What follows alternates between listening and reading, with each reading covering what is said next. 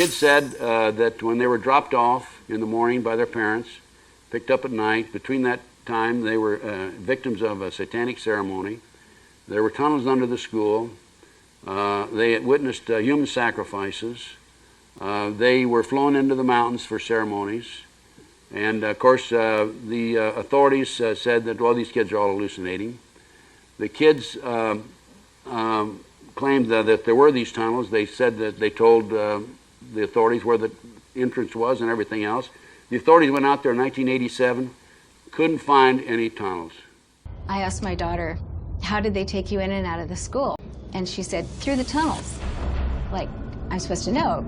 2 different kids from separate years go and show me the exact same place. Oh, I still get goosebumps. In the spring of 1990, I heard that the property had been sold from the McMartins and given to Danny Davis, the attorney, and he had sold it to a contractor. They were going to build an office building on the property. And so I went to the contractor. I said, would you do me a favor? Let me have that property for 2 weeks. And he said, yeah, but you got to sign liability. You got to sign a contract.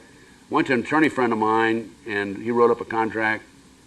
And I went out there, and at the end of 2 weeks, by the way, we couldn't document there had been tunnels under the school, but we did extend it up to 34 days. And right at the very beginning, we hired an archaeologist, Dr. Stickles from UCLA, and he brought his team of archaeologists out, and we found tunnels under the school that had been filled in.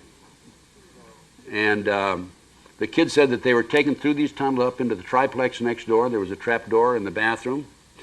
And they were placed in automobiles and transported out in the community, 2, 3, 4-year-old kids for prostitution purposes.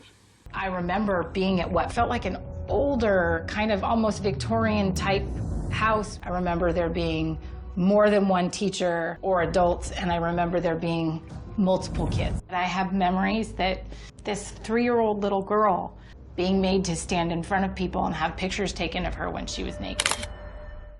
The kids were telling the truth. There's no question about it. There was the first trial was a hung jury for Bray Bucky, and his grandmother was acquitted. We were right in the middle of the second trial when we found the tunnels. I called the investigator. He came out, Mr. Perez. He wanted to argue with the archaeologists and say there were no tunnels. What are you talking about? And they could have used the evidence for the tunnels in the second trial. They didn't. They refused.